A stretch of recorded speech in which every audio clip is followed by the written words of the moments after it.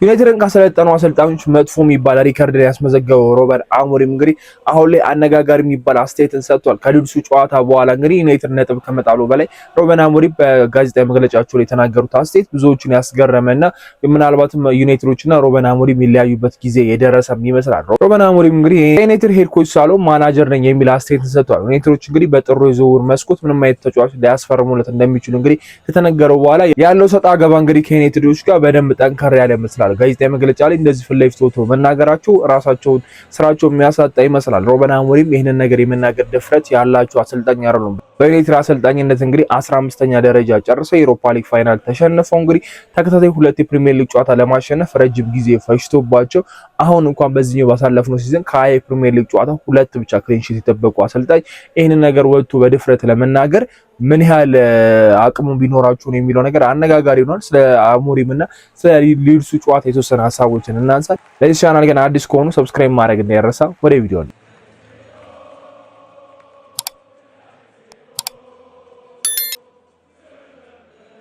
ዩናይትድ እንግዲህ ከሊድስ ጋር አቻ በወጣበት ጨዋታ ላይ ዩናይትድ 3 ነጥብ ቢያገኙ ኖሮ 4ኛ ደረጃ ላይ የሚያስቀምጠው ነበር። ሊቨርፑልም ቼልሲም እንግዲህ ተያይዘው ነጥብ ጥለዋልና ዩናይትድ ይሄንን 4ኛ የሚያስቀምጠውን ደረጃ ነጥብ መጣሉ ሳይሆን አሁን ላይ አነጋጋሪ ሆኖ ሮበን አሞሪም ከጨዋታው በኋላ ይሰጡት ነበር። የሊድሱ ጨዋታ በጣም ተወጧል ብዬ አስባለሁ። ዩናይትዶች በተለየ ቅጽ ነው በድጋሚ የመጡት። ሮበን አሞሪም ይዟት የገቡት አሰላለፍ ታዳጊዎች ላይ እምነት እንደሌላቸው በጣም የሚያሳይ ነው። ዝርክዝም ቤንች አድርገው በዶርጉ የተጫወቱበት ነው። ባለፈው ዶርጉን ለምንድነው ወደ ግራ ሳይት የወሰዱት? ቀኙ ላይ አሪፍ ነበር፣ ጎል አስቆጥረው ነበር በኒካስትሉ ጨዋታ ላይ ሲባል ነበር። የዛሬ አሰላለፍ ደግሞ ትንሽ ግር ይል ነበር። ሄቨን ተጠቅመዋል። ሊሳንድሮ ማርቲኔዝ አለ፣ ሌኒሮ አለ፣ ዳሎም አለ፣ ሉክሾም ማለት እነዚህን 5 ተከላካዮችን እንግዲህ ከሁለት ዲፌንሲቭ ሚድፊልደር ጋር አድርገው ገብተው እንግዲህ ዩናይትዶች በቀላሉ በሄቨን ስህተት እንግዲህ ጎል አስተናግደው ነጥብ መጣል የቻሉትና ሮበን አሞሪም በየጊዜው ይዘው የሚመጡት አሰላለፍ የተለየ ነው። ለደጋፊም አዲስ ነው፣ ለተቃራኒ ቡድንም አዲስ ነውና ለተጫዋቾቹም ለማላመድ ይከብዳል ብዬ አስባለሁ። ሮበን አሞሪም በሰዓት ላይ ለምንድነው ይሄንን አሰላለፍ ይተቀቡት ለምንድነው እንትናን የማይተቀቡት የሚለው ነገር ለክርክር የማያመች አይደለም። ብዙ ተጫዋቾች በጉዳትም ሆነ በአፍሪካ ዋንጫ ስለሌላቸው ያላቸውን አማራጭ መጠቀም ግዴታቸው ነው ብዬ አስባለሁ። በኒካስትሉ ጨዋታ ሰርቶላቸዋል። አሁን ተከታታይ ጨዋታዎች ግን እየሰራላቸው አይደለም። ግን ሮበን አሞሪም ነጥብ ከመጣላቸው ባሻገር የሰጡት አስተያየት ከጨዋታው በኋላ የተናገሩት ነገር ብዙ ነገሮችን አንስቷል። ሮበን አሞሪም እንግዲህ ተጫዋች እንደማይፈርምለት ባለፈው ተናግረው ነበር። በጃንዋሪ ዝውውር ምንም አይነት ተጫዋች ሊያስፈርሙ ይችላሉ የሚባል ነገር ነበረ። ግን ደግሞ ምናልባት ይሄን ነገር ከቨር ለማድረግ የወሰኑት ነገር አለ አይደል? ምንም አይነት ሚዲያ ሽፋን ሳያገኝ ተጫዋቾቹን በውስጥ አናገረው ለመጨረስ ይሞክራሉ የሚል ዜና ጠብቄ የነበረ። ፋብሪዞ እንግዲህ ባወጣው መረጃ መሰረት ከባሊባ ቅርብ ከሆኑ ሰዎች ጋር ዩናይትዶች ግንኙነት እያደረጉ ነው ሲሉ ነበር። በብራይተን በኩል ደግሞ ምንም አይነት የዩናይትድ አመራር መጥቶ እኛን ያናገረን የለም፣ ከዩናይትድ ምንም የተጠበቀ ነው የተቀበልነው ነገር የለም ሲሉ አስተያየትም ተደምጧልና ዩናይትዶች የምርም በዚህ ጃንዋሪ ዝውውር ተጫዋች ላለማስፈረም መወሰናቸው ከሮበን አሞሪም ጋር ምናልባት ችግር ውስጥ የገቡ ይመስላል። ሮበን አሞሪም የሰጡት አስተያየት ያንን ይመስላል። አሰልጣኝ ብቻ አይደለም የዝውውሩን ጉዳይ ይመለከተኛል የሚልም ሐሳብን ነው ያመጡትና ምናልባት በክረምቱ ዝውውር ሮበን አሞሪም ፈልጓቸው የመጡ ተጫዋቾች በስርዓት እየሰሩለት ነው ብዬ መናገር እችላለሁ። ማቲያስ ኩኛ አሪፍ ነው። አሁንም በቃ ብዙዎች ኳስ ለቀቅ ምንም ቢልም ጎልን እያስቆጠረ እየቀጠለ ነው። ብራሂም ቤሞ ምን ያህል ተስፈኛ ተጫዋች እንደሆነና በዚህኛው አሁን ባሳለፍነው ሲዝን በአሁን በመጣበት እንደዚህ አይነት ፐርፎርማንስ እያሳየ ነው። አሁን እሱን በማጣታችን ደግሞ ምን ያህል እየተጎዳ እንደሆነ አይተናል። ሴኒ ላመንስም ቆንጆ ፈራሚ ነው። ሴስኮና ዋትኪንስ ጋር ስንመጣ ግን የሮበን አሞሪም ምርጫ ዋትኪንስ ነበረ። ዩናይትዶች ደግሞ ሴስኮን መረጡ። በጣም ብዙ ርቀት ሄደው ነው ሴስኮን የመረጡት። ሮበን አሞሪምን ሴስኮን እንዲፈርም ሲያሳምኑት ነበር። ለረጅም ጊዜ እቅዳቸው የሚሆነው ሴስኮ እንደሆነና ወደ 80 የሚጠጋ ሚሊዮኖች ፓውንድ አወጥተው እንግዲህ ሴስኮን አስፈርበዋል። ሴስኮ በዩናይትድ ቤት ከብዶታል። ጎል ማስቆጠር እየከበደው ነው። ከ20 የፕሪሚየር ሊግ ጨዋታ 2 ጎሎች ብቻ ነው ያሉት። ትላንትና በሊድሱ ጨዋታ ላይ ኦልሞስት ጎል ሊሆን የሚችል ኳስ ዝርክዝ ያቀበለው ነው አባክኗል።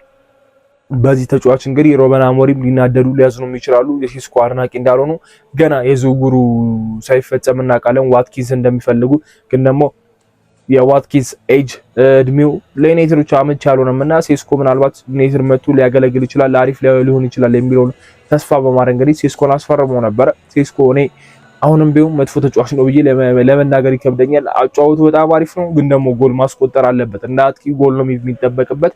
ያን ነገር እስኪሰብሮ ድረስ ታይም ይወስዳል ብዬ አስባለሁ። አሁን ቡድኑም ጥሩ አይደለም፣ ጥሩ መንፈስ ላይ አይደለምና ከዛ አንፃር ምናልባት ሴስኮ መጥፎ ተጫዋች ነው ብዬ አልወስድም። ሩበን አሞሪም ግን ከቦርዱ ጋር ያላቸውን ሰጣ ገባ ፊት ለፊት መጥቶ መናገራቸው ብዙ ችግር ነው የፈጠረባቸው ብዬ አስባለሁ። ዩናይትድ እንዲሁም የሚዲያ ጫናውን አይችለውም። አሁን ደግሞ ራሳቸው መጥቶ ደግሞ ማውራታቸው በዛ ላይ ደግሞ ጋዜጣዊ መግለጫው ጥላው ነው የወጡት። ያ አሰልጣኝ ከየትኛውም የዩናይትድ አሰልጣኝ መጥፎ የሚባል ሪካርድን ይዞ ነበር። 15ኛ ዩናይትድ የሚያክል ቲም 15ኛ ያስቀመጠ ዩሮፓ ሊግ አሸንፎ ወደ ቻምፒዮንስ ሊግ ይመለሳል ሲባል በቶተናም ተሸነፈ። ቶተናም በዛ አመት 4 ጊዜ ነው ዩናይትድን ማሸነፍ የቻለው። 2 የፕሪሚየር ሊግ ተከታታይ ጨዋታ ማሸነፍ ያልቻለ ሰውዬ ወጥቶ የዛን ያህል ድፍረት አግኝቶ እንደዚህ መናገሩ በጣም የሚያስገርም ነገር ነው። ኤሪክ ቴን ሃግ የመጀመሪያ አመታቸው ምን ያህል ተስፈኛ እንደነበረና ምን ያህል ጥሩ ነገር እንዳየነባችሁ ተመልክተናል። ያው 2022ቱን ከወርልድ ካፕ በኋላ የነበረው ዩናይትድ ሌላ ዩናይትድ ነበር። ራሽፎርድን እንደ አዲስ ሰርተውት ነበር። ታዳጊዎች ላይ ያላቸው እምነት ታዳጊዎቹ እንዴት እንደሚጠቀሙ አይተናል። ነጋርናቸውን በሳይቶናል ነሜኑን አሳይቶናል። ሩበን አሞሪም ግን አሁን ከነዚህ ተጫዋቾች ጋር ያለው ነገር ኦልሞስት ያበቃለት ጉዳይ ነው። ጋርናቾን እንዲሸጥ አድርጓል። ራሽፎርድን አልፈልግም ተብሎ በውሰት ሄዷል። ሳንቾንም እንደማይፈልግ ተናግሯል። አንቶኒ ምንም አልፈልግም ብሏል። ይህ ሰውዬ የአፍሪካ ዋንጫ በዚህ ሰዓት እንደሚካሄድ ያውቃል። ምክንያቱም ፕሮግራም የተደረገ ነገር ነው። 3-4-3 አጫወቱ። ለነዛ እነ ብራይን እና አማድ እነ ማዝራዊ ሲሄዱ ሊጎዶ እንደሚችል ያውቃል። ከአንቶኒ ጋር ምንም አይነት የመጥፎ የሚባል ግንኙነት የለውም። ተጫዋቹ ራሱን እስከሚያገኝ ውሰት ተሰጠ፣ ግን ደግሞ አልፈለገው። ከሳንቾ ጋር ምንም የሚያገናኘው ነገር የለም፣ ግን ደግሞ ከደጋፊው ጋር ሳንቾ ምናልባት ጥሩ የሚባል ሙድ ውስጥ ስላልገባ ነው። አሁንም ግን መልሶት ማጫወት ይችል ነበር። ራሽፎርድ ምንም የሚያደርገው ነገር የለም። ጋርናቾ ያቺን አስቴት ነው የሰጠው። በቃ ምናልባት እንደተሸነፈ ተጫዋች ቦታውን ማግኘት እንደሚፈልግ ተጫዋች ይገባው ነበር። የአውሮፓ ሊግ ፋይናሉ እዛ ቦታ ላይ ከማውንት ይልቅ ጋርናቾ የሁላችንም ምርጫ ነበረ። ግን ደግሞ ሩበን አሞሪም የመረጡት ማውንትን ነው። ዩናይትድ ተሸነፈ። ጋርናቾ ነው አንድ ጥሩ የሚባል ሙከራ በዛ ጨዋታ ላይ ሞከረውና ያንን አስቴት እንደ መጥፎ አላየውም። እኔ ምናልባት ሚዲያ ላይ ወጥቶ መናገሩ ነው ያበሳጨው ሩበን አሞሪም። ግን ደግሞ ራሱ መጥቶ ሚዲያ ላይ ይሄንን ነገር እያወራል። አሁን ከዩናይትድ ቦርዶች ጋር ያለው ጥሩ ግንኙነት አሞሪም በጣም መጥፎ ነው። በቃ ውጤት እያመጣ አይደለም። ተገቢ የሚባለውን ነገር ለደጋፊዎች እየሰጠ አይደለም። ዩናይትዶች ነጥብ የሚጥለባቸው ጨዋታዎች በጣም የሚያናዱ ጨዋታዎች ናቸው። ዩናይትድ መሸነፍ ነበረበት የምንለባቸው ጨዋታዎች ጥቂት ናቸው። በቃ በግሪስፒ መሸነፍ ማለት በዚሁ ሲዝን የተሸነፍ ነው። በዚሁ ከካሊካፕ ውጪ ነን። አስቡት ይሄንን ጨዋታ በዚሁ አመት የተሸነፈ ቲም ግን አሁንም አሰልጣኙ ራሱን እንደ ትልቅ አሰልጣኝ እየተመለከተ ነው። ራሱን እንደ በጣም አላረን ብዙ ነገር እንደቀየረ እየተመለከተ ነው። ሩበን አሞሪም እኔ እምነት ነበረኝ በሱ ላይ የሆነ የሚቀይረው ነገር የሆነ ለውጥ ያመጣል ብዬ አስቤ ነበር። አይተናል። ከባለፈው አመት በዚህኛው የተሻለ የማጥቃት ሂደት የተመለከትናቸው ነገሮች ነበሩ። ግን የዚህን ያህል ኮንፊደንስ ግን የሰራውን ነገር እያወቀ ልክ ነው ብዬ አላስብም እና እኔ ቲዌል አይደለሁም እኔ ኮንቴ አይደለሁም ሲል የሚል ማስቴትም ሰጥቶ ነበርና እናውቃለን እነሱን አሰልጣኞች መሆን እንደማይችል እነሱን ማናጀሮች መሆን እንደማይችል በጣም ግልጽ ነው። እነሱ ትልቅ ኳሊቲ ያላቸው ትልቅ ፕሮፋይል ያላቸው አሰልጣኞች ናቸው። ፕሪሚየር ሊጉ ላይ ልምድ ያላቸው ናቸው። ቻምፒየንስ ሊግ ያሳኩ ናቸውና ከነዚህ ጋር ለመወዳደር የሚደርስ ቦታ አይደለም። እንደ ዩናይትድ አሰልጣኝነት ዩናይትድ እንደሚያሰለጥን አሰልጣኝ በአግባቡ ፖይንቶችን መሰብሰብ በሜዳ እንደዚህ ተደጋጋሚ ጨዋታዎችን ነጥብ አለመጣል እየመራ ጨዋታዎችን ኮንትሮል አድርገ መውጣት አለመቻል በጣም ከባድ ነው። ሩበን አሞሪም ቅያሬዎቹ ምን ያህል ሲያስወቅሰው እንደነበር ሁላችንም እናውቃለን። ትናንትና ነው እኔ ሩበን አሞሪም እንደው ከተመለከትኳቸው ቅያሬዎች አንድ ደህና ቅያሬ ቀየረው ትናንትና ነው። ትናንትና ሌኒሮ ወጥቶ እሱ ዚርክዚን አስገባ። ዚርክዚ የመጀመሪያ ጎል እንድትቆጠር ሆነ። ጥሩ እንቅስቃሴ ያደረገ ሴስኮም እንዲያገባ ድል አመቻችቶ ሰጠ። ከረጅም ጊዜ በኋላ ይሄንን ቆንጆ የሚባል ቅያሬ ሩበን አሞሪም ትክክለኛ ቅያሬ ቀየሩ ብለን አስቴት እየሰጠን ወይ ደግሞ እያመሰገንን ያለ ነው። ቢያንስ ዩናይትድ እየተመራ ስለሆነ ጎል የተቆጠረበት ይሆናል አይደል አንድ ነጥብ አሳክቷል በሚለው እንኳን ልናመሰግናቸው እንችላለን። ግን እንዴት ነው አንድ አሰልጣኝ እንደዚህ አይነት አስቴት ነው ወጥቶ በዚህ ድፍረት ሊሰጥ የቻለው? ከባድ ነው። 18 ወራት ውሎ ላይ ይቀራል። ከዛ በኋላ እንለያያለን የሚል አስቴት እንዲሰጠው ከዚህ በኋላ በእንደዚህ አይነት መልኩ መቀጠል አይፈልግም። ተጫዋቾቹን እሱ የሚፈልጋቸውን ተጫዋቾች ብቻ ማምጣት ነው የሚፈልገው። እነሱ ያስፈረሙትን ተጫዋቾች ማሰልጠን ብቻ አይፈልግም። እንደዛ ነው ሐሳቡና ባለው ተጫዋች ባለው ቡድን አሰልጥኖ የሆነ ውጤት ማሳየት ያን አሰልጣኝ ተግባር ነው። በጣም ብዙ እንትኖች እኮ እናውቃለን አይደል? በጣም ብዙ ክለቦች እኮ እናውቃለን ይሄን ያለ የማስፈረም ታሪክ የሌላቸው ግን ደግሞ ጥሩ የሚጫወቱ ጥሩ ውጤት ማመጡ። አሁን ሰንደርላንድ አዲስ አዳጊ ነው፣ ምንም እያደረገ እንደሆነ እናውቃለን። ሌሎቹንም መጥቀስ እንችላለን። ገንዘብ ማውጣት፣ ተጫዋቾችን ማስፈረም ለሊቨርፑል በዚህ ዓመትም አልጠቀመው። ምን ያህል ገንዘቦችን አውጥቶ አሁን እያሳየ ያለው ፐርፎርማንስ እየተመለከተ ነውና ሩበን አሞሪም የሰጡት አስተያየት ራሳቸው ላይ የእንጀራ ገመዳቸውን ወይ ደግሞ የአሰልጣኝነት ዘመናቸውን አሳጥሯል ብዬ መናገር እችላለሁ። ቡድኑ እንዲሁም ደካማ ነው። ሚዲያው ዩናይትድ ሲሆን ትንሹን ነገር ከፍ አድርጎ ነው የሚያራገበው። አሁን የመጨረሻ የበርንሊ ጨዋታቸው የመጨረሻ ሊሆን ይችላል የሚል አስተያየትም እየተሰጠ ነው። በዛ ጨዋታ ላይ ዩናይትድ ነጥብ ማያገኝ ከሆነ ወይ ደግሞ ከዛ ጨዋታ በፊትም ዩናይትድን ሊያሰናብቱ ይችላሉ የሚሉ መረጃዎች በሰዓት ላይ እየተሰሙ ነውና 24 ሰዓት የቀራቸው ይመስላል። በራሳቸው እጅ ነው ይሄንን ስራ የሚያጡት። ምናልባት እንዲባረሩም ፈልገው ሊሆን ይችላል። ከዚህ ክለብ መውጣት አንዳንድ ይፈልጋሉ የሚል አስተያየቶችን ከዚህ ቀደም ሰምተን ነበርና በዚሁ በራሳቸው በጋዜጣዊ መግለጫቸው ነበር የተናገሩት። ተጫዋቾችን አንዳንዴ ከነሱ ጋር መሆን አልፈልግም፣ ከነሱ ጋር መሆን የሚያሸኘኛል የሚል አስተያየትን ሰጥቷል። አሰልጣኙ ለራሱም ወጥ የሆነ ባህሪ የለውም፣ ወጥ የሆነ ክለብ እየሰራ አይደለም። ግን ደግሞ አሪፍ የሚባለውን ነገር ይፈልጋል። አይኖ ሩበን አሞሪም ያሳዩን ነገር ትልቅ ነገር ነው። የማጥቃት ሂደቱ ላይ ከየትኛውም ክለብ ከፍተኛ የሚመስል ነገር አላቸው። በመከላከሉ ምንም ደካማ ብንሆን ሴኒ ላመንስ ምን ያህል ጥሩ በረኛ እንደሆነ እየተመለከተ ነው። ምናልባት ሩበን አሞሪም አስበውት እንደነበረ እና ካርሎስ ባሊባ በክረምት ዝውውር ፈርመውላቸው ቢሆን አሁን ያለው ቲም ሌላ ቲም ይሆን ነበር።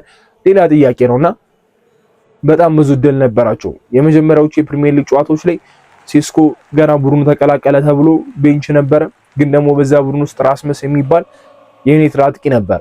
የዩናይትድ አጥቂ ነው። እስከዛ ሰዓት ድረስ ዩናይትድ ተጫዋች ነው። የዩናይትድ ማሊያ ለብሷል። ዩናይትድን ወክሎ የመጫወት ግዴታ ነበረበት። ግን ሩበን አሞሪም አንድ የሚለቅ ተጫዋች ነው ብለው ራስመሰን ማጫወት አልፈለጉም። ዩናይትድ በአርሰናሉ ጨዋታ ምን ያህል ጥሩ ተጫውተን ጎል ማስቆጠር እናውቃለን። የፉላሙ ጨዋታ ማንሳት ይችላል። ሴስኮ አራተኛ የፕሪሚየር ሊግ ጨዋታ ላይ ነው ስታርቲንግ ሌቨል ላይ የጀመረውና ተጫዋች ትሪት የሚያደርጉበት መንገድ ያስተቻቸዋል። ከኮቢ ሜኑ ጋር ያለው ሰጣ ገባው ሁላችንም እናውቃለን። ምንም እንኳን ወንድሙ ቲሸርቱን ለብሶ ቢወጣ ከኮቢ ጋር ምንም ችግር የለብኝም፣ ማንም መጥቶ እኔን ልቀቅ ያለኝ የለም ቢሉ ሩበን አሞሪም ያስታውቃል። ባለፈው ዝርክዚ ቀይረው ሲያስወጡት እንዴት ይሆናል አይደል የማኩረፍ ስሜት እንደነበረው አይተናል። ቤንች ላይ ቁጭ ብሎ ካሜራው በተደጋጋሚ ዝርክዚ ነበር ሲያሳየ ነበረው። አውቶ መናገር ባይችልም ዝርክዚ ምናልባት ከክለብ ውስጥ ካሉ ተጫዋቾች ፈን የሚፈጥረው ተጫዋች ጨዋታን የሚያበዛው ተጫዋች ስለሆነ ብዙ ጊዜ ሲከፋ ስለማናየው ነው ዝርክዚ ጸጥ ብሎ ያለፈው እንጂ ሌሎች ተጫዋቾች ቢሆኑ እርግጠኛ ነኝ ብስጭታቸውን የሚገልጹ ይመስለኛል። ጎል አስቆጥሯል። በሱስተት ደግሞ ጎል ተቆጥሮበታል። ግን ደግሞ ከጃክ ፍሌቸር ምንም ጥርጥር የለውም ዝርክዚ የተሻለ ነበረ። ግን ሩበን አሞሪም ታዳጊዎችን አስገቡ። ታዳጊዎች እንደማይጠቅሟቸው ደግሞ የተማሩበትም ጨዋታ ሆኗልና የመጨረሻ ታይማቸው ደርሷል። ዩናይትዶች ምን አይነት እርምጃን በሩበን አሞሪም ይወስዳሉ? የሮቡ ጨዋታ ብዙም ሩቅ አይደለም። ስለዚህ ሮብ ከበርንሊ ጋር ለምናደርገው ጨዋታ ዩናይትዶች 3 ነጥብ ማሳካት የማይችሉ ከሆነ ሩበን አሞሪም የምር የበርንሊ ጨዋታ ላይ ይዘውት ይገባሉ ቡድኑን ወይስ ደግሞ ቡድኑ በጊዜ አሰልጣኝ የሚቀጥል ይሆናል? ፕሪሚየር ሊጉ እንግዲህ ኤንዞ ማሬስካን ያሰናበተ ሊግ ያለበት ፕሪሚየር ሊግ ነውና ሩበን አሞሪም ከሳቸው ባነሰ ፖይንትን መሰብሰብ ጨዋታዎችን ማሸነፍ አስፈሪ ቲምም አልገነቡም። ኤንዞ ፒኤስጂን የባለፈውን አመት ምን ያህል ጸዴ ቲም እንደነበር አይተናል። በክለብ ወርልድ ካፑ ላይ ፒኤስጂን እንዴት አሸንፈው እንደነበረ ተመልክተናል። ዋንጫ ያሳኩ አሰልጣኝ ናቸው። በሁለት ትሮፊዎችን ያሳኩ 0 ትሮፊውን ያሳካ 15ኛ የጨረሰ አሰልጣኝ ዋንጫን ፋይናል የተሸነፈን ዩናይትድ አስቀጥሏል አሰልጣኝ። ግን ደግሞ ቼልሲ አሰልጣኝ አባረዋልና አሁንም እየተከራከሩ ነው። ግን የሚያሳምን ነገር አይደለም። የሊድሱ ጨዋታን ከቨር አድርጉት እንጂ ቀጥታ ሊያስወቅሳቸው የሚችል ጨዋታ ነበር። ምክንያቱም አራተኛ ደረጃ መቀመጥ ይችል ነበር። ጥሩ ተጫውተዋል። የተቆጠረበት ጎል አሳማኝ አይደለም፣ የሄቨን ስህተት ነው። ግን ይሄንን ፖይንት ማግኘት ነበረባቸው። ያውቁት ነበረ ቼልሲ የሚጫወተው ከሲቲ ጋር ነው። አቻ ወጥቷል። ሊሸነፍ የሚችልበት ቻንስ እንደነበር ሁላችንም እናውቃለን። ግን ሩበን አሞሪም ምናልባት ስለ ሊድሱ ጨዋታ ብዙዎቹ እንዲያወሩ ስለ ሊድሱ ጨዋታ እንዳይነሳ የተደረገ የሚመስል አስተያየት ነው የሰጡትና አሁን ላይ ምን ሊያደርጉ ይችላሉ? ዩናይትዶች እንደሚመካከሩበት በጣም ግልጽ ነው። የሩበን አሞሪም ሄድ ኮች አይደለም የሚለው አስተያየት ግራ አጋቢ ነው። ዩናይትዶች ከሩበን አሞሪም ሲያስፈርሙ ይፋ ሲደረግ እንግዲህ ሄድ ኮች ብሎ ነው ይፋ ያደረጉትና ምንም ይሄ የታይፒንግ ስህተት እንዳልሆነ በጣም ግልጽ ነውና አሰልጣኝ ማማከር ተጫዋቾች ሲመጡ ይሄንን ተጫዋች ፈልጋለሁ ማለት በጣም ግልጽ ነገር ነው። ግን ምፈልጋቸው ተጫዋቾች እንትና ይምጣሉኝ ማለት ሌላ ነገር ይመስለኛል። ሌሎቹ ስራቸውን ይስሩ፣ እኔ ስራዬን እየሰራው ነው ማለት በሩበን አሞሪም አስተያየትነት በሩበን አሞሪም አሰልጣኝነት ይሄንን አስተያየት መስማት በጣም የሚያስቅ ነገር ይመስለኛል። ስራዬን እየሰራው ነው፣ በዩናይትድ አሰልጣኝነት እንደዚህ ውጤቶችን እያስመዘገቡ መቀጠል ስራ እየሰራው ከሆነ ማንም ያስመዘግበው ይመስለኛል። ሩበን አሞሪም ያስመዘገቡት ያሉት ውጤት እንደው ካሪክ ይዞት ቢሆን ኖሮ ይሄንን ቡድን በእንደዚህ ሁኔታ ሊቀጥል ይችላል። ቫን ኒስተልሮይ ቀጥሎት ቢሆን ኖሮ ይሄንን ቡድን አሁን ሩበን አሞሪም የያዙትን ደረጃ መያዝ ይችላል። አሁን በእነዚህ ተጫዋቾች በጣም እርግጠኛ ነኝና ኤሪክ ቴን ሃግ መጥፎ አልነበሩ ከሩበን አሞሪም አንፃር። አሁን ላይ ቆም ብለን ስናስበው የመጀመሪያው አመቶች የመጀመሪያ ታይሞች ኤሪክ ቴን ሃግ መጥፎ አልነበሩም። ኤሪክ ቴን ሃግ ምንም እንኳን የዋንጫ መብላት ኮንፊደንስ ቢሰጣቸውምና የሚሰጡት አስተያየት አወዛጋቢ ቢሆንም ቢያንስ ጥሩ ነገር እየተመለከተን ነበር። በኤሪክ ቴን ሃግ የመጀመሪያ አመት አሪፍ ነበር። ሁለተኛ አመት ግን ዩናይትድ ያስተናገዳቸውን ጉዳቶች መርሳት የለብንም። የኤሪክ ቴን ሃግ ቡድን በጣም በጉዳት የተሰቃየ ቡድን ነበረ። ሁለተኛው አመት መጣ፣ ኤፍኤ ካፕ ዋንጫ አነሳ። ያቺ ኤፍኤ ካፕ ግን ሶስተኛ አመቱ እንዲቀጥል አደረጉት። ግን ሶስተኛ አመቱ ላይም ጥሩ የሚባል ነገር አላሳየም ነበር። ኤሪክ ቴን ሃግ ተባረሩ። ከዛ ሩበን አሞሪም መጡ። ይሄ ሊግ ፕሪሚየር ሊግ ነው፣ ፖርቹጋል ሊግ እንዳልሆነ ይታወቃል። ስፖርቲንግ የነበራቸው 3-4-3 በዩናይትድ ቤት መተግበር ፈለጉ። ያ ነገር እየሰራላቸው አይደለም። አሁን የዩናይትድ አመራሮች ደግሞ ታክቲካቸውን እንዲቀይሩ ተለዋዋጭ የሆነ ፎርሜሽን እንዲኖራቸው ጫና እያደረጉባቸው ነው እየወጣ ነው። ግን ሩበን አሞሪም ያንን ነገር አልወደዱትም። ፎርሜሽን መቀየር በጣም ቀላሉ ነገር ነው። ዩናይትድ በአራት ተከላካይ በኒውካስትል ጨዋታ ላይ አይተነዋል ምን አይነት ቲም ይዞ እንደመጣ፣ ክሊንሺትም ጠብቆ እንደወጣ። በ20 ጨዋታ 2 ክሊንሺት ብቻ ጠብቀ ከሆነ ተከላካዮችን በደንብ ማብዛት፣ ተከላካዮች ላይ በደንብ መስራት ግዴታ ነበረበት። ግን ሩበን አሞሪም መሸነፍ ይመስላቸዋል። በአራት ተከላካይ እንኳን ሲጫወቱ ለእናንተ ብዬ አይደለም ደጋፊዎቹ ስለፈለጉ አይደለም እኔ ስለፈለኩ ነው የሚል አስተያየት ነው የሰጡትና ትልቅ ኢጎ ያለባቸው አሰልጣኝ እንደሆኑ አስተያየታቸው በጣም ያስታውቃል። ግን ደግሞ ግዴታ ማድረግ እስካለበት ድረስ ግዴታ ያደርገዋል ብዬ አስባለሁ። በሮቡ ጨዋታ ላይ ምን አይነት ውጤት ያስመዘግባል? ከሮቡ ጨዋታ በፊት ያው ጋዜጣዊ መግለጫ ይኖራል። ሩበን አሞሪም ምን ብለው አስተያየት ይሰጣሉ? አስተያየታቸው አሁንም የዩናይትድ አመራሮችን ያስከፋ ከሆነ ግን ስራቸው አሁንም አደጋ ላይ እንደሆነ በጣም ግልጽ ነው። ሩበን አሞሪም ቢሰናበት የትኛውም የዩናይትድ ደጋፊ ቅር የሚለው አይመስለኝም። ቅርም ይለዋል ብዬ አላስብም። ምናልባት ሩበን አሞሪም የተወሰነ ተስፋ ሊያሳዩን ይችላሉ፣ አሪፍ ነገር ሊያሳዩን ይችላሉ ብለን ጠብቀን ነበረ። እስካሁን ካየናቸው አሰልጣኞች ግን ምንም ተስፋ ያላሳዩንና ድርቅ ያሉት አሰልጣኝ እሳቸው ብለን መናገር እንችላለን። አሁን ላይ ምን ሊፈጠር እንደሚችል እናያለን። ሩበን አሞሪም በዩናይትድ አሰልጣኝነት ባይቀጥሉ ማንም ግድ የሚሰጠው አይደለም። ይቀጥላሉ ብዬ ከዚህ በኋላ አላስብም። የመጨረሻ ጨዋታቸው ምናልባት የበርንሌው ጨዋታ ሊሆን ይችላል። ከዚህ በኋላ ሲቲ፣ አርሰናል አለ። ሁለቱም የዋንጫ ተፎካካሪ ናቸው። ሲቲ ተከታታይ ጨዋታዎችን ነጥብ እየጣለ ነው። አርሰናል ነው። በእነዚህ ሁለት ጨዋታዎች ቢሸነፉ ከሆነና በሰፊ ጎል የሚሸነፉ ከሆነ ደግሞ የሰጡት አስተያየት ተጨማምሮ ዩናይትዶች ውሳኔ መወሰን በጣም የተሻለ ነገር ነው። ኤንዞ አሁንም ደጅ ላይ ነው። ልክ ቼልሲ ሲያባረው ነው ኤንዞ ማሬስካ ከዩናይትድ ጋር የተያዘውና ምንም ጥያቄ የለውም። ከፔፕ ስር የሰሩ አሰልጣኞች ምን ያህል አሪፍ ደረጃ ላይ እየደረሱ እንደሆነ እየተመለከተን ነው። አርቴታ ማንሳት እንችላለን። ኮምፓኒ በሙኒክ ቤት ምን እያደረገ እንደሆነ እያየን ነው። ፔፕ ራሱ አሁንም በሲቲ ቤት ጥሩ የሚባል ቲምን ገምቷል። ስለዚህ አንደኛው ኤንዞ ነው። ኤንዞ በፔፕ ስር አሪፍ የሚባሉ ነበሩ። በቼልሲ ቤት መጥፎ የሚባል እንቅስቃሴ አሳይቷል ለማለት ይከብደኛል። እንደዛም ግራ በሚያጋባ ሁኔታ ውስጥ ሆነም ደረጃዎቹ ይሄን ያህል መጥፎ አልነበረም እና ዩናይትድን ይረከባሉ ከሚባሉ አሰልጣኞች አንደኛው ናቸው። አሁን ላይ ገበያው ላይ ያሉ አሰልጣኝ ስለሆነ ሲቲ የፔፕ እቅድ ብሎ ያዛቸው አሰልጣኝም ስለሆኑ ዩናይትዶች አሞሪም የሚያባሩ ከሆነ ከአንዳንድ እሱ ላይ ያርፋሉ ብዬ እጠብቃለሁ። እስቲ የሮቡን ጨዋታ ከሮቡ በፊት ያለውን ጋዜጣዊ መግለጫ ደግሞ ምን ሊሉ እንደሚችሉ ሰምተን እሱ ላይ እናወራበታለን። ለዚህ ቻናል አዲስ ከሆኑ ግን ሰብስክራይብ ማድረግ እንዳይረሳ። በሚቀጥለው ቪዲዮ እስከምንገናኝ መቻችሁ ቻው።